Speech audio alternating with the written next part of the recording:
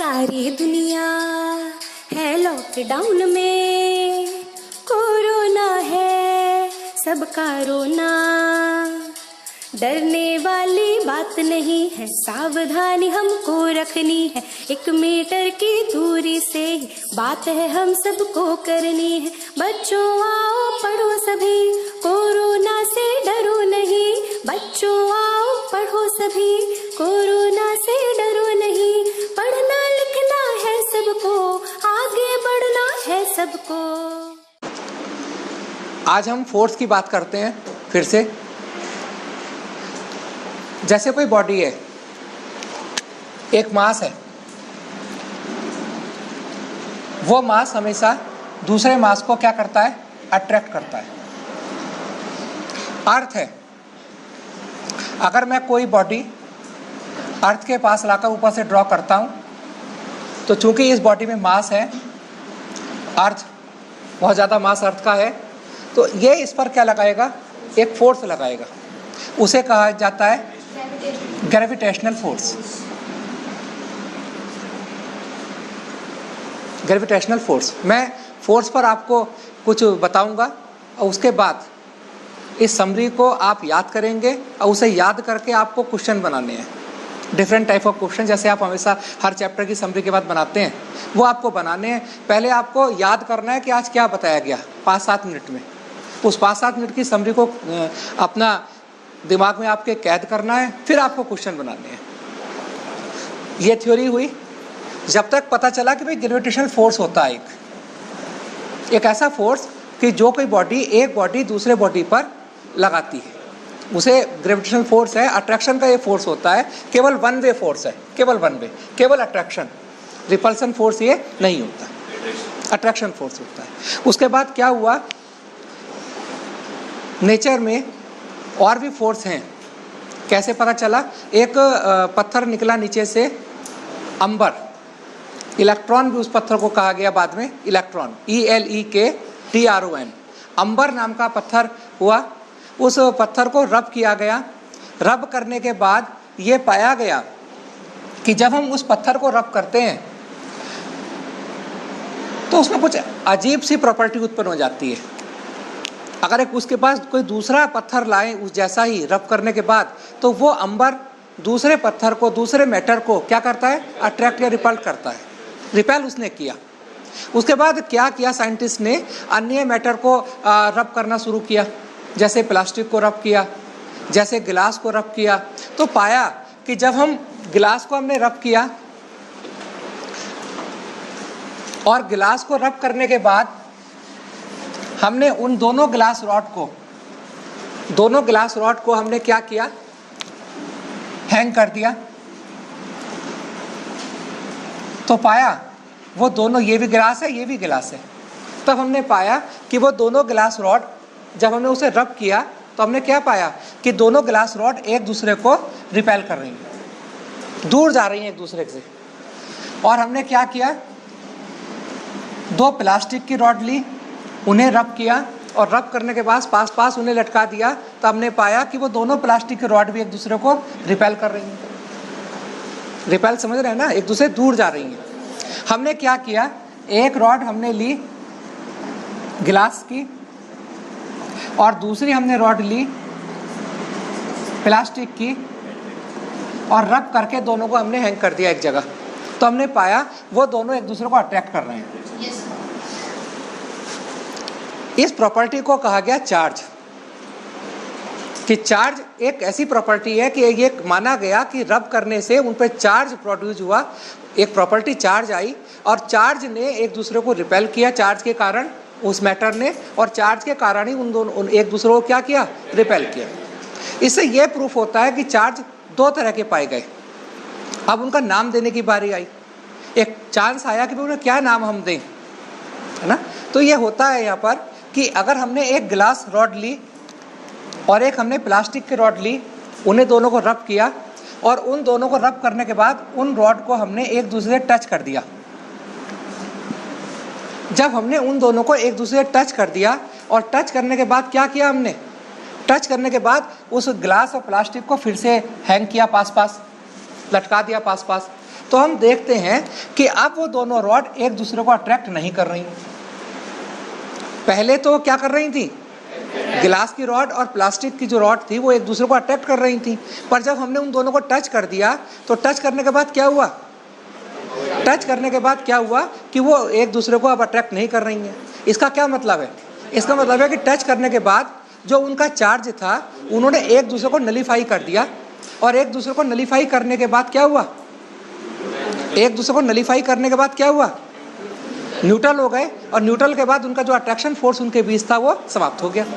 अभी आपने देखा होगा जब क्लास में कोई जो बच्चे झगड़ा कर लेते हैं, कोई विवाद हो गया, अधिकतर टीचर एक शब्द कहते हैं जब बाद में समझौता हो जाता है कि चल भाई अब तुमने झगड़ा कर लिया, अब आपस में हाथ मिला लो, अब आपस में गले लग जाओ। हम गले क्यों लगाते हैं, गले लगकर क्या होता है, अगर कोई दो बच्चे ज़्यादा उग्र हो गए हैं, ज़्यादा एक्साइटेड स्टेट में हैं, उनके बीच झगड़ा हो गया, तो प्रिंसिपल सर भी कहते हैं, मैं भी अपने कॉलेज में हम भी यही करते हैं, क्या करते हैं कि भाई अब गले लग जाओ। गले लगकर हम क्या चाहते हैं कि जो उनके अपोजिट चार्जेज, जो उन पर चार्जेज डेवलप हो गए हैं वो एक दूसरे नलीफाई हो जाएं। आपने देखा भी होगा जब हम किसी बात को लेकर रोते हैं या ज़्यादा गुस्सा हो जाते हैं, तो जब कोई हमें दूसरा टच कर देता है, अपने सीने से लगा लेता है, हमें हाथ लगा देता है, हमारी पीठ पर हाथ लगा देता है, तो हमें आराम अच्छा लगता है ना हमें, तो हम नलीफाई करने की ट्राई करते हैं कि हमने चार्ज क्या कर दिए, नलीफाई कर दिए। तो इससे क्या हुआ कि पहले जैसे ग्रेविटेशनल फोर्स था, तो ग्रेविटेशनल फोर्स के बाद एक नया फोर्स होना चाहिए, उस फोर्स को क्या कहा गया, इलेक्ट्रिकल फोर्स, है ना। पहले आप केवल क्या जान रहे थे, पहले हम केवल ग्रेविटेशनल फोर्स जान रहे थे, और उसके बाद हमने सीखा कि भाई एक ग्रेविटेशनल फोर्स ही नेचर में नहीं है, नेचर में एक दूसरा फोर्स भी है, उसे हमने कहा इलेक्ट्रिकल फोर्स है। ग्रेविटेशनल फोर्स, और ग्रेविटेशनल फोर्स के बाद आया इलेक्ट्रिकल फोर्स। इलेक्ट्रिकल का मतलब केवल वही नहीं है कि आपने घर पर जाकर स्विच ऑन किया, केवल फैन चल गया या बल्ब ऑन हो गया या आपका हीटर चल गया या कूलर चल गया, वो नहीं है। इलेक्ट्रिकल फोर्स, अभी मैंने इंक से ही इलेक्ट्रिकली लिखा, ग्रेविटेशनल फोर्स के कारण तो ये इंक के पार्टिकल भी नीचे जाने चाहिए थे। भाई ग्रेविटेशनल फोर्स तो लग रहा है, चाहे बॉडी लार्ज बॉडी हो चाहे स्मॉल बॉडी हो, चाहे उसका मास ज़्यादा हो चाहे उसका मास कम हो, परंतु क्या हुआ, यहाँ पर इंक पर लगने वाला इलेक्ट्रिकल फोर्स जिसके कारण ये बोर्ड के पार्टिकल से अट्रैक्ट हो गए, वो ग्रेविटेशनल फोर्स से क्या था, ज़्यादा है। ये क्लियर हुआ बात। अब क्या नेचर में केवल इलेक्ट्रिकल फोर्स ही है? अब आगे क्या होता है, जब नेचर से ही सब कुछ निकलता है, मटेरियल, एक और मटेरियल पाया गया नेचर में, उस मैटर का नाम था आयरन ऑक्साइड। आयरन ऑक्साइड पत्थर था, मैग्नेटाइट। मैग्नेटाइट, इस मैग्नेटाइट नामक पत्थर को जब पाया गया, उसे लटका कर देखा गया, तो ये उसमें खूबी पाई गई पत्थर में, मैग्नेटाइट में, क्या कि जैसे उसे हमने लटकाया तो वो जैसे इस डायरेक्शन में लटकाया तो वो इसी डायरेक्शन में आ गया, एक पर्टिकुलर डायरेक्शन में, फिर दूसरा उसे डिस्प्लेस करा, फिर वो पर्टिकुलर डायरेक्शन में आ गया, और कोई उसी टाइप का दूसरा पत्थर हैंग किया, वो भी पर्टिकुलर डायरेक्शन में आ गया। तो इससे हुआ कि भाई ये अजीब सा पत्थर है, ये अजीब सा पत्थर है, अलग टाइप का पत्थर है, और ये क्या कर रहा है, ये हमेशा एक पर्टिकुलर डायरेक्शन में आकर रुक जाता है। क्लियर है बात? और उस पत्थर को तोड़ा गया, उसके जो टुकड़े थे, जो उसके पार्ट्स थे, वो उनको एक दूसरे के पास लाया गया, तो पता चला वो एक दूसरे को अट्रैक्ट भी कर रहे हैं, कभी एक दूसरे को क्या कर रहे हैं, रिपेल कर रहे हैं। नहीं, अब ये हुआ कि वही पत्थर हमने रखा जो ये फेरस ऑक्साइड है, और उसी पत्थर के पास हम दूसरा नॉर्मल कोई दूसरा पत्थर लाए, दूसरा मैटर लाए, पता चला वो उसे अट्रैक्ट नहीं कर रहा, ना उसे रिपेल कर रहा है। हम कोई चार्ज पार्टिकल लाए, इलेक्ट्रोस्कोप में चेक करके पहले रखा भी चार्ज पार्टिकल है, वो उसे नहीं कर रहा, तो इसका मतलब क्या है कि ये एक नए तरह का फोर्स ये लगा रहा है, एक अलग फोर्स ये हुआ। नहीं, इसके पास आयरन लोहे के टुकड़े लाए, पता चला इस पत्थर ने लोहे के टुकड़ों को भी अट्रैक्ट कर लिया, तो ये अलग तरह का फोर्स लगा रहा है। क्या लगा रहा है? अलग तरह का फोर्स लगा रहा है, और एक फील्ड फोर्स है। फील्ड फोर्स का मतलब क्या है? फील्ड फोर्स का मतलब क्या है? फील्ड फोर्स का मतलब ये है कि जो फोर्स बिना कांटेक्ट करे लगे।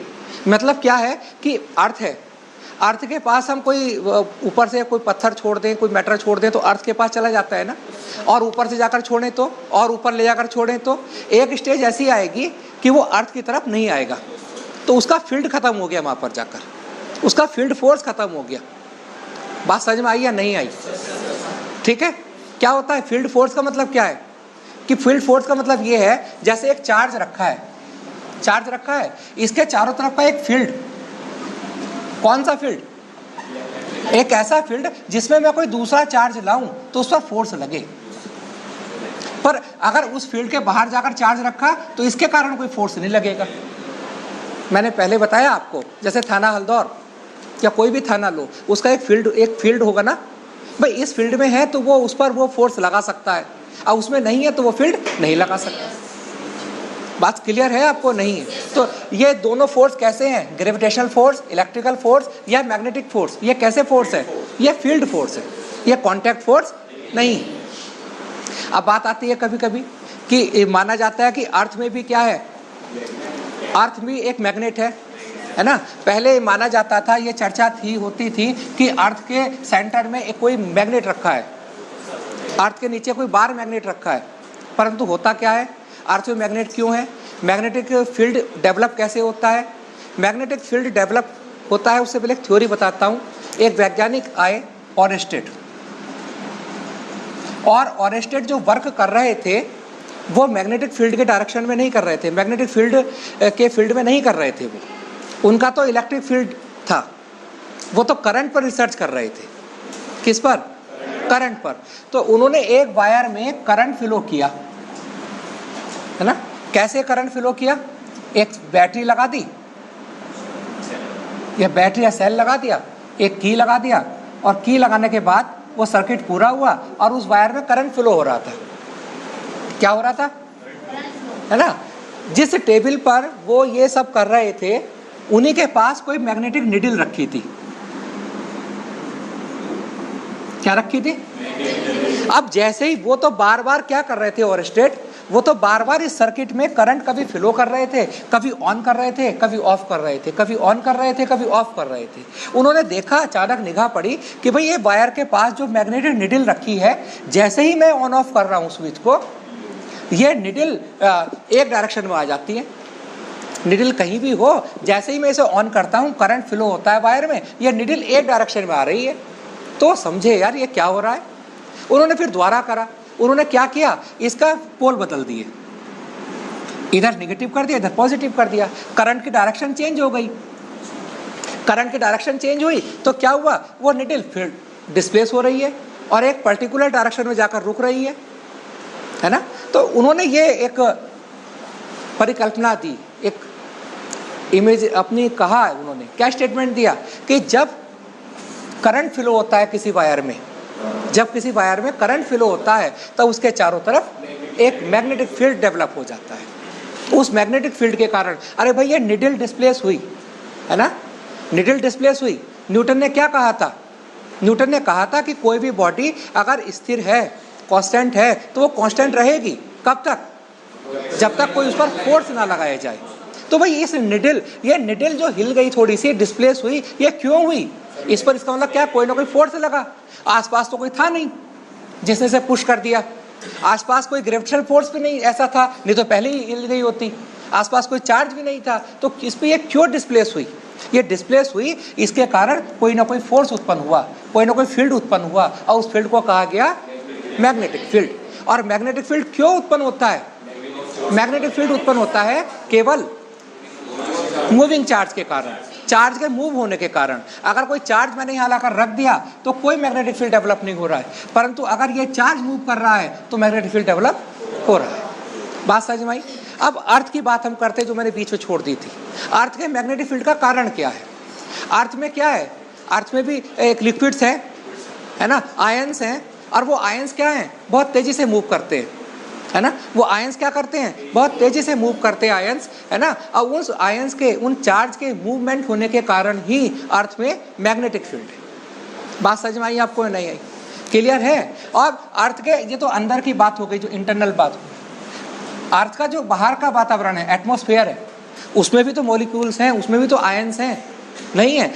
वो आयंस भी तो मूवेबल हैं, गतिमान है, नहीं है, मूवमेंट उनके कारण भी तो है, उनके कारण भी मैग्नेटिक फील्ड है।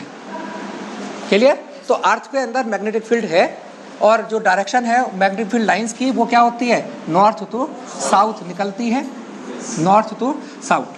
और अंदर क्या होती है, ये साउथ टू नॉर्थ। क्लियर है बात या नहीं है? अब इसमें एक आपको कहानी सुनाते हैं। इसी कारण कहा जाता है कि जब रात को हम सोते हैं तो हम साउथ की तरफ को पैर करके नहीं सोते, क्योंकि जो अर्थ का मैग्नेटिक फील्ड है वो हम पर इफेक्ट डालता है। हमारी बॉडी में भी मैग्नेटिक फील्ड है, क्योंकि हमारी बॉडी में भी आयंस क्या है, मूव करते रहते हैं, है ना। हमारी बॉडी में भी क्या है, मैग्नेटिक फील्ड। बात क्लियर है? अर्थ का मैग्नेटिक फील्ड की इंटेंसिटी कितनी होती है, लगभग 0.1 गॉस, या कहेंगे 10⁻⁻5 टेस्ला। और ह्यूमन बॉडी में कितनी होती है, ये है अर्थ में और ये है ह्यूमन बॉडी में। अच्छा एक बात बताइएगा, हमारे अंदर मैग्नेटिक फील्ड कहाँ ज़्यादा इफेक्टिव होता है, हार्ट में और ब्रेन में? कहाँ ज़्यादा होता है, हार्ट और ब्रेन, दोनों जगह। आपने एक नाम सुना होगा कि जब हम बीमार हो जाते हैं, जब हमको कोई प्रॉब्लम होती है तो हम कराते हैं एमआरआई। एमआरआई क्यों हो जाती है हमारी? एमआरआई की full form magnetic resonance imaging. Clear? हमारे अंदर ह्यूमन बॉडी में मैग्नेट है, मैग्नेटिक प्रॉपर्टी है, तभी हम एमआरआई करा पाते हैं। अभी एक हॉस्पिटल लखनऊ में है, राम मनोहर लोहिया हॉस्पिटल। उस हॉस्पिटल में एक नेताजी की, अभी कुछ वर्षों पहली बात है, पेपर में मैंने पढ़ा था, उस हॉस्पिटल में एक नेताजी का एमआरआई हुआ, नेताजी की। अब जब नेताजी का एमआरआई हुआ, एमआरआई करने की जो मशीन होती है बहुत कॉस्टली होती है। नेताजी के साथ उनका बॉडीगार्ड वो भी चला गया अंदर उस रूम में, और बाई चांस वो रिवॉल्वर बाहर रखना भूल गया। उनका जो बॉडीगार्ड था, वो रिवॉल्वर जाकर, जैसे ही एमआरआई स्टार्ट हुई, मशीन स्टार्ट हुई, वो रिवॉल्वर जाकर एमआरआई की मशीन से चिपक गई। और एमआरआई की मशीन से जब उसका अट्रैक्शन हो गया इतना ज़्यादा, तो एमआरआई की, नेताजी भी घबरा गए, हॉस्पिटल में डॉक्टर भी घबरा गए, और वो एमआरआई की मशीन को हमें क्या करना पड़ा, उस रिवॉल्वर को छुटाने के लिए। ऐसा थोड़ी है कि इतना स्ट्रांग हो गया एकदम से छुटा दी, रिवॉल्वर चिपक गई, चुंबक छोटा मैग्नेट नहीं होता है ना, छुटा दिया। क्या करना पड़ा पता है, डीमैग्नेटाइज करना पड़ा।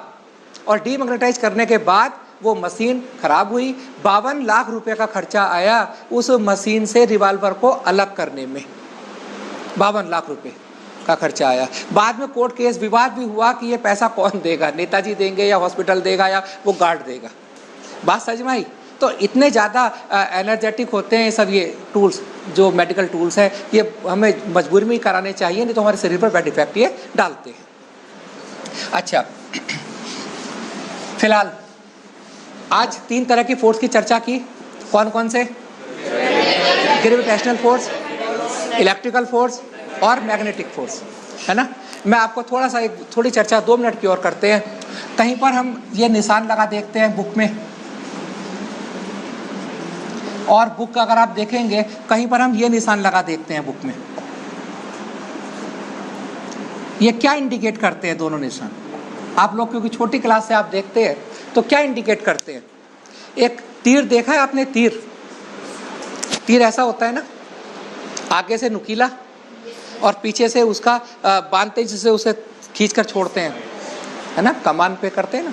तो क्या होगा, ये क्या है, ये पॉइंट है ना, इसका मतलब है कि यहाँ तीर ऐसे समझो आप, बाहर को है, और यहाँ क्या समझते हैं कि तीर अंदर को। ये हमें तो ये हिस्सा दिखेगा ना, तो ये अगर कहीं बना है तो इसका मतलब ये है कि मैग्नेटिक फील्ड की जो डायरेक्शन है वो प्लेन के परपेंडिकुलर है और आउटवर्ड। मतलब क्या है ये, अगर मैं यहाँ निशान लगाता हूँ उसका मतलब क्या है कि मैग्नेटिक फील्ड की डायरेक्शन क्या है, इस बोर्ड के प्लेन के परपेंडिकुलर है और आउटवर्ड है, और इसका मतलब क्या है, इनवर्ड। आप ये देखो हमें कौन सा हिस्सा दिख रहा है, ये हमें तीर का अगला आगे का हिस्सा दिख रहा है एरो का, और ये पीछे। बात समझ में आई? और जब भी कोई चार्ज पार्टिकल जब भी कोई चार्ज पार्टिकल, शॉर्ट में समझा देते हैं, आगे हम डिटेल लेंगे इसकी, जब भी कोई चार्ज पार्टिकल मैग्नेटिक फील्ड में एंट्री करता है तो उसका पाथ बदल जाता है। क्यों बदलता है हम आगे डिस्कस करेंगे। आगे तो हम थोड़ी सी बात आपको लेकर चलते हैं, एक घटना की आपको समझाना है। क्या बताया मैंने कि जब कोई चार्ज पार्टिकल मैग्नेटिक फील्ड में एंट्री करता है तो उसका क्या होता है, पाथ बदल जाता है।